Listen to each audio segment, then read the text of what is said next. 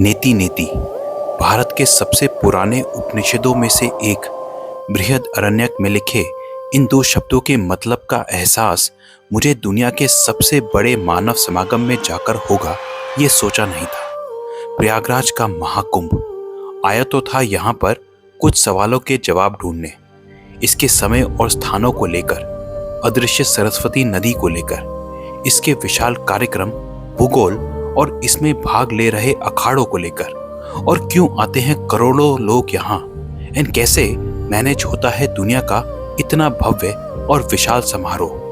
कई जवाब मिले भी, पर और जो मिला वो इन सब से कहीं अधिक बड़ा था। एक्चुअली यहाँ आने का वैसे कोई प्रोग्राम था नहीं, पर एक और काम के सिलसिले में मैं ह्यूसेन की किताब Buddhist records of the western world पढ़ रहा था। ह्यूसेन 7वीं शताब्दी के महान चाइनीज स्कॉलर थे, जिन्होंने 15 साल उस समय के भारत में बिताए थे। इस किताब के पहले भाग के करीब अंत में एक रेफरेंस पढ़ी, जिसमें उन्होंने उस समय के प्रयागराज में एक मेले का जिक्र किया। ये मेला हर 5 साल में लगता था और इसमें उस समय के राजा शिलादित्य अपना सारा राज की खजाना, यहाँ तक कि अपनी सर का मुकुट और गले की मालाएं तक लोगों में बांट देते थे। फिर भारत के कई और राजा अपने खजाने का कुछ भाग शिलादित्य को दान करते थे। इसी मेले में लोग संगम में स्नान और उपवास व अन्य धार्मिक कार्य भी करते थे। हालांकि इस मेले का नाम तो ह्यूसेन ने नहीं लिखा और इसका 5 साल का चक्र भी अभी के कुंभ के 12 साल के चक्र से भिन्न है, पर काफी समानता है इसकी आज के कुंभ मेले से। ये सब पढ़कर मेरी क्यूरियोसिटी जागी और मैंने कुंभ या उससे मिलते हुए मेलों का इतिहास खंगालना शुरू किया, और इसके लिए सबसे पुराना स्रोत तो वेद ही हो सकते थे। अब वेदों में कुंभ मेले या इस तरह के मेले का तो कोई जिक्र नहीं है, पर अर्थवेद में कुंभ शब्द का इस्तेमाल जरूर हुआ है, जिसका अर्थ है वाटर पिचर, जो धार्मिक कार्यों में इस्तेमाल होता था। इसके बाद मैं बढ़ा पुराणों की तरफ। इसमें कई पुराणों में गंगा या अन्य नदियों में स्नान का महत्व इत्यादि का वर्णन तो है, पर एक पुराण इन पर्टिकुलर जो है मत्स्य पुराण, उसमें प्रयाग एंड इसके संगम स्थल के ऊपर ऋषि मार्कंडे का युधिष्ठिर को उपदेश के रूप में एक विस्तृत और इंटरेस्टिंग वर्णन मिलता है। इसमें कुछ बातें खास गौर करने वाली हैं, जिसमें मार्कंडे ऋषि के अनुसार माघ के महीने में इस जगह प्रयाग के संगम का महत्व 66,000 तीर्थों के बराबर हो जाता है, और इस समय इस जगह की रक्षा हजारों सैनिक करते हैं। माघ के इसी महीने में यहाँ स्नान करने से सैल्वेशन या मोक्ष की प्राप्ति संभव है, और यहाँ इस समय दान व 3 से 5 दिन तक का उपवास से पुण्य लाभ व मनोकामनाओं की पूर्ति होती है। अगेन, कुंभ मेले का तो जिक्र नहीं है, पर माघ के महीने में उसी प्रकार के समागम का एक विस्तृत वर्णन मिलता है। तो इसके बाद मैं वेदों और पुराणों से आगे बढ़ा और पिछले कुछ हजार वर्षों में भारत आए अनेक विदेशी आगंतुकों के यात्रा वृत्तांत स्कैन करने शुरू करे। यहाँ लगभग 2300 साल पहले चंद्रगुप्त मौर्य के राज्य में ग्रीस के एम्बेसडर मेगास्थनीस ने एक बहुत बड़ी धार्मिक गैदरिंग के बारे में कहा है, जो 75 दिन चलती है। अगेन, स्पेसिफिकली कुंभ मेला नहीं लिखा और ना ही जगह पता चलती है, पर सेटिंग सिमिलर है। अब हालांकि ह्यूसेन के पश्चात ज्यादातर विदेशी आगंतुकों के ट्रेवलॉग्स इसके बारे में कुछ ज्यादा नहीं बोलते, पर कुछ अकाउंट्स जैसे ऑफ अल-बुरूनी और फ्रांसोइस बर्नियर हिंदुस्तान में हरिद्वार, प्रयागराज व अन्य तीर्थ स्थानों पर जनरल लार्ज गैदरिंग्स की बात जरूर करते हैं। आज के कुंभ मेले के स्वरूप का सबसे पहला क्लियर वर्णन मुझे मिला 1695 की एक किताब खुलस्तु तवारीख से, जो इंटरेस्टिंगली इनिशियली फारसी में लिखी थी एक पंजाबी ऑथर सुजन राय भंडारी ने। इन्होंने इसमें हरिद्वार में एक एनुअल मेले का जिक्र किया है, और जो हर 12 साल बाद जब सूरज एरिस या मेष राशि में और जुपिटर एक्वेरियस या कुंभ राशि में होता है तब आयोजित किया जाता है, और जिसमें भारत के कोने कोने से लोग आते हैं। कुंभ मेले का सबसे क्लियर वर्णन पहली बार मुझे इसी टेक्स्ट में मिला, जिससे इसके नाम के उत्पत्ति का आइडिया भी होने लगता है, हालांकि हरिद्वार के पर्सपेक्टिव से। अब कालांतर में मिली इन सब बातों को साथ में जोड़कर देखें तो आज के प्रयागराज में हो रहे कुंभ मेले का स्वरूप दिखने लगता है, और जो अल्टीमेटली रिकॉर्ड्स में साफ साफ मिलता है हमें 19वीं सदी के मध्य में अंग्रेजों के शासनकाल के दौरान। इतना सब पढ़कर आज के कुंभ के स्वरूप की कहानी तो काफी हद तक साफ हो गई थी, पर एक बात जो अब तक साफ नहीं हुई थी वो ये थी कि मेले तो भारत में बहुत होते हैं, पर आखिर क्या बनाता है कुंभ को विश्व का सबसे बड़ा मानव समागम? क्यों भारत के कोने कोने से इतनी मात्रा में लोग यहाँ आते हैं? क्या सिर्फ मत्स्य पुराण में कही गई बातें ही इसकी वजह है? लगा कि क्या पता ये सब जवाब शायद इसको जीवंत देखकर ही मिले, तो प्लान बनाया यहाँ जाने का। क्या अभी आधा घंटा और लगेगा। सब कुछ सही रहा तो आधा घंटा। हाँ।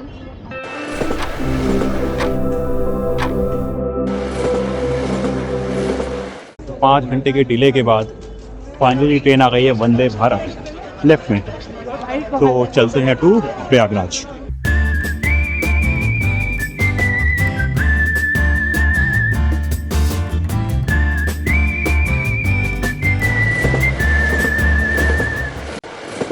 आज के समय में कुंभ को अक्सर जोड़ा जाता है भारतीय चिंतन के एक सबसे मूल विचार से, जो है समुद्र मंथन। दरअसल ऐसी मान्यता है कि असुरों और देवों के बीच बहुत लंबे समय तक भीषण युद्ध चला और एक समय पर असुरों ने स्वर्ग पर भी अपना प्रभुत्व तक जमा लिया था।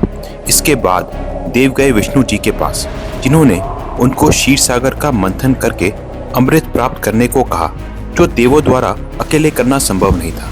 तो इसीलिए एक टेम्पररी ट्रूस हुआ देवों और असुरों के बीच एंड शुरू हुआ द फेमस समुद्र मंथन।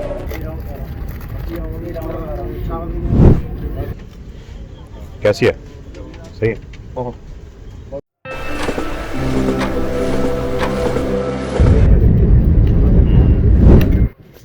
चावल, दाल,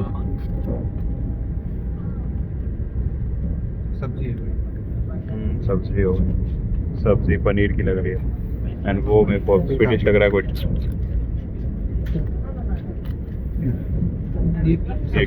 ये भी सब्जी है। ओके, कैसा था?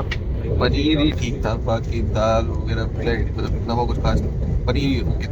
ओके, अब क्या है? आइसक्रीम, बटरस्कॉच सही।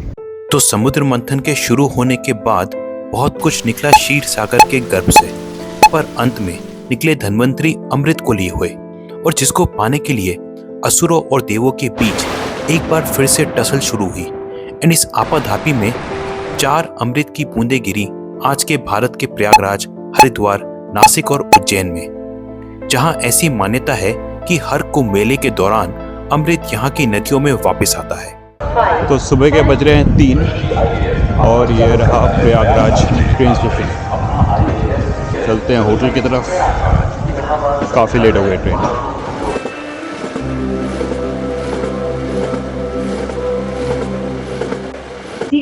तो रात के बज रहे हैं 3:30 एंड अभी भी काफ़ी हलचल है स्टेशन में एंड सिक्योरिटी भी काफ़ी टाइट है। वैसे कुंभ मेले के दौरान स्टेशन के आसपास मेन मार्केट एरिया को एंड इनफैक्ट पूरे शहर को ही बहुत ही खूबसूरती से सजाया गया है। फुल पिक्चर्स पेंटेड है ऑल अराउंड एंड हम हेडिंग कर रहे हैं टू द होटल। स्टेशन के बिल्कुल पास ही है होटल भी। तो ये सामने railway station and right in front ये रहा हमारा होटल। तो ये रहा अपना होटल सामने, चलते हैं अंदर।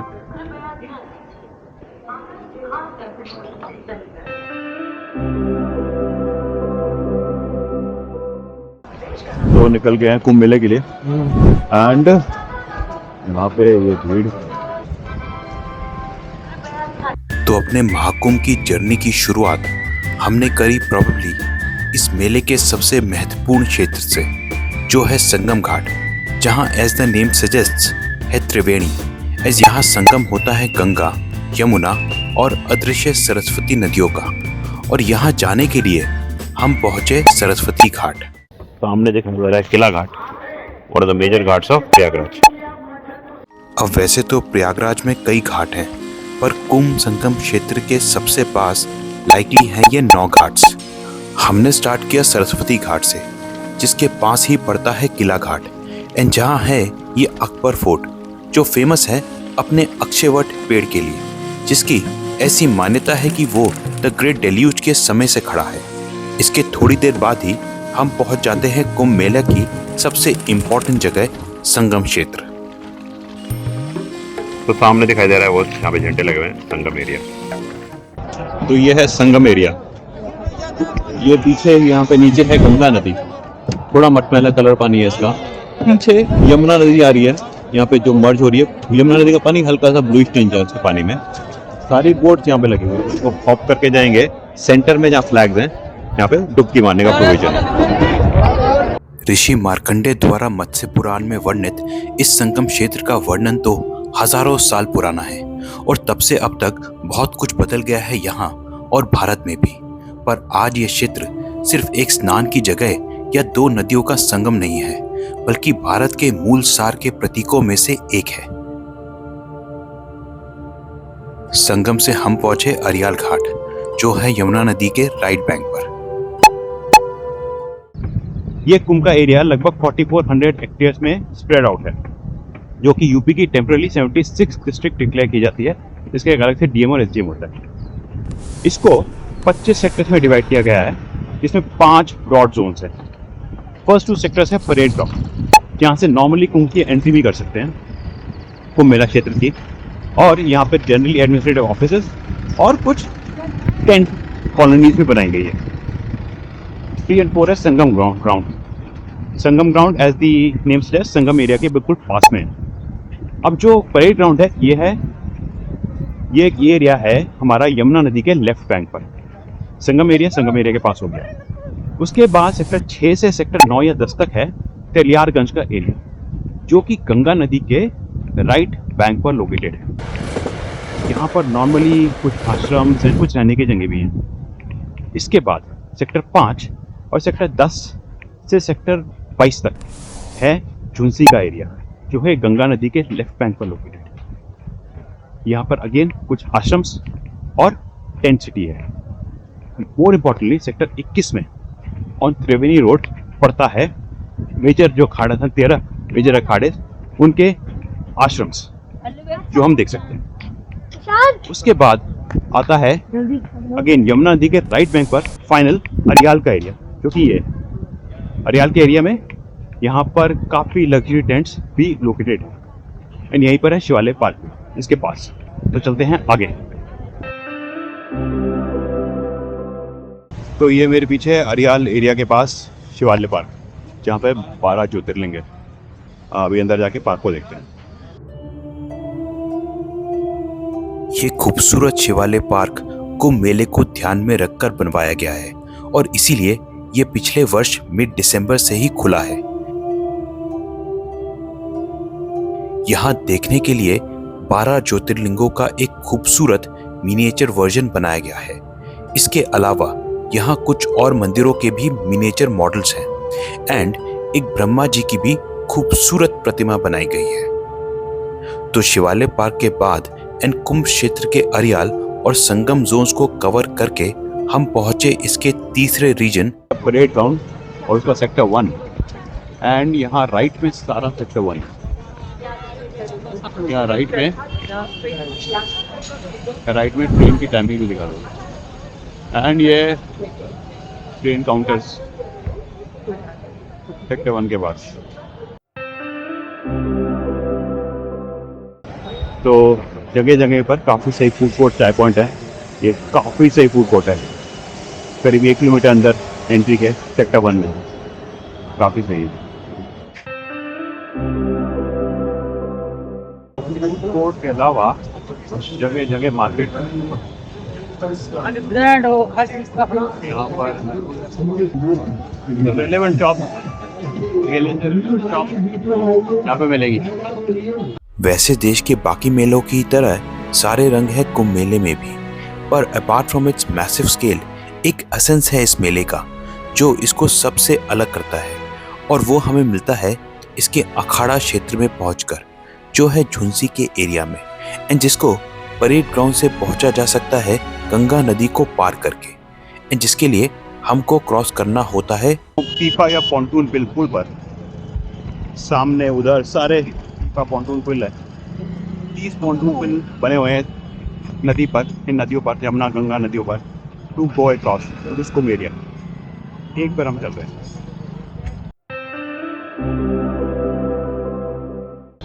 देख सकते हैं व्हीकल्स भी चल रही है पीपा पुल पर, और जहाँ भी नजर घुमाओ पीपा पुल या पॉन्टून पुल दिखाई दे रहे हैं। Amazing site. ये जो स्ट्रक्चर है नीचे के, ये पीपा या पॉन्टून कहलाते हैं, जिस पे इन पुल का नाम पड़ा। यह है कंदमूल फल, जो राम जी का फेवरेट फल है एंड वनवास में खाते थे। तो इस सामने जीटी रोड का पुल, शास्त्री पुल शायद इसको बोलते हैं, जीटी रोड जो कनेक्ट करती है दिल्ली को कलकत्ता से। एंड ये पीछे पूरा कुंभ क्षेत्र। तो अपने अखाड़ा क्षेत्र के रास्ते में इसके बाद मुझे नजर आया कल्पवास क्षेत्र।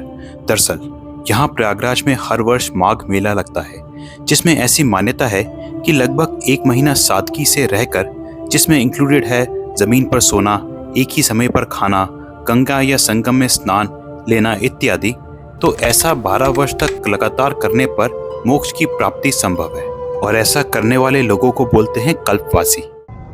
तो परेड ग्राउंड और संगम एरिया के बाद हम हैं झुंसी एरिया। उनमें से 22 सेक्टर के बीच अखाड़ा हैं, और उनमें से पहला अखाड़ा जो हम जा रहे हैं वो किन्नर अखाड़ा, जिसको हम देखते हैं। दरअसल कुंभ मेले की एक जो सबसे खास विशेषता है वो है यहाँ पर भाग लेने आए अखाड़े। अब वैसे तो भारत में कई अखाड़े हैं, पर मेजर रिकॉग्नाइज्ड हैं 13, जिनमें हर अखाड़े का अपना एक कुल देवता या देवी होती है और अपना एक ध्वज होता है। एंड इनमें से सबसे बड़ा है जूना अखाड़ा। जूना अखाड़ा के जो कुल देवता हैं वो हैं दत्तात्रेय जी, तो उनकी फोटो बाहर लगी हुई है। वैसे कुल देवता या देवी के अलावा अखाड़ों का एक प्राइमरी बिलीफ सिस्टम या भगवान भी होता है, एंड जिसके बेसिस पर इनको 3 ब्रॉड कैटेगरीज में डिवाइड कर सकते हैं। अब ज्यादातर केसेस में इन 13 अखाड़ों के हेड को बोलते हैं आचार्य महामंडलेश्वर, जिनके नीचे आते हैं महामंडलेश्वर। कुछ अखाड़ों में इसके बाद मंडलेश्वर भी होते हैं, एंड जिसके बाद आते हैं Shri Mahant, looking after the day to day activities of the akharas. पर हर अखाड़े की नींव होते हैं ये हजारों योगी और साधु संत, जिनमें से कुछ तो हिमालय के सुदूर पर्वतों में ही वास करते हैं और कभी कभी ही नीचे आते हैं, इंक्लूडिंग कुंभ मेले के समय भी। और इसमें सबसे फेमस हैं स्पेशली शिवाइट ट्रेडिशन में नागा साधुस। शरीर पर भस्म और कुछ केसेस में केशों पर रुद्राक्ष की मालाएं और सांसारिक प्रलोभनों से पूरी तरह दूर है इनकी पहचान। इसके अलावा इन्होंने कई बार धर्म की रक्षा के लिए हथियार भी उठाए हैं, जिसमें फेमस है तारीख-ए-इरादत खान में रेफर्ड एक युद्ध, जिसमें 3500 से 4000 नागा साधुओं ने पूरे भारत में तबाही मचाती हुई अब्दाली सेना को गोकुल में रोका और पीछे खदेड़ दिया था। वैसे जूना अखाड़ा के साथ ही अटैच्ड है किन्नर अखाड़ा और एक महिला अखाड़ा भी। तो यह है निरंजनी अखाड़ा, ये भी वन ऑफ द बिगेस्ट अखाड़ाज है। सामने उनका ध्वज। दरअसल जूना अखाड़ा के बाद निरंजनी अखाड़ा सबसे बड़ा अखाड़ा है, और नागा साधुओं के अलावा अलॉन्ग विद महानिर्वाणी अखाड़ा ये जाना जाते हैं अपने हठ योगी साधुओं के लिए भी, जो अपने कठिन हठ योग के लिए फेमस हैं, जैसे एक पैर पर खड़े रहना, एक हाथ ऊपर करके ही रखना। हठ योगी साधुओं के बाद आते हैं अघोरी साधुस। वैसे इन सब अखाड़ों में सबसे पुराना है ये आवाहन अखाड़ा, जो है लगभग 1500 साल पुराना। दरअसल कुंभ मेला एक धर्म का मेला भी है, जिसमें लगभग सारे छोटे बड़े साधु देश एंड यहाँ तक कि विदेश के कोने कोने से आते हैं।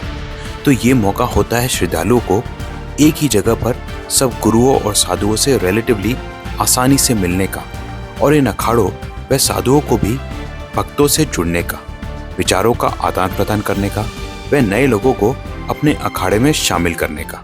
सिखों का अखाड़ा है, and you can see Guru Nanak Dev ji की फोटो भी बनी हुई है। तो ये आ गए हम उदासीन अखाड़े के अंदर। अब वैष्णव और शैव अखाड़ों के अलावा है 3 उदासीन अखाड़े भी, जो गुरु नानक जी और सिखिज्म की टीचिंग्स को भी फॉलो करते हैं। तो मेरे साथ होती है पेशवाई, एक अखाड़े के जो यहाँ पर आए हैं, राइट, होती है वेलकम प्रोसेशन अखाड़ा। दरअसल ये अखाड़े कुंभ मेला क्षेत्र में अपने आगमन को एक उत्सव की तरह मनाते हैं। तो सामने शंकराचार्य जी इनका प्रोसेशन निकल रहा है और इनके इस प्रोसेशन को नाम दिया गया है पेशवाई। और ऐसा करके वे अपनी व इस देश की भी कई सौ सालों की परंपरा को आगे बढ़ाते हैं।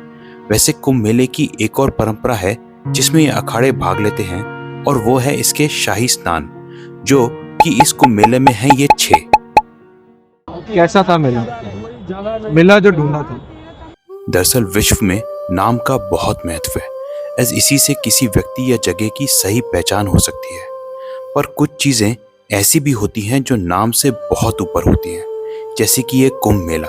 क्योंकि बेशक प्रयागराज में इस नाम से मेला हमें शायद 150 से 200 साल पहले ही मिलता है, पर इसका जो एसेंस है जिससे ये समारोह भारत के लोगों को भारत के मूल विचार से जोड़ता है, वो बहुत प्राचीन है। और इसीलिए शायद मार्क ट्वेन ने इसको देखकर लिखा था, the name is but the shadow of a thing. पर इस मेले में एक सवाल का जवाब नहीं मिला, और वो है कहाँ है संगम में सरस्वती नदी, जिसकी खोज का एक ट्रैक आप देख सकते हैं इस वीडियो में नेक्स्ट।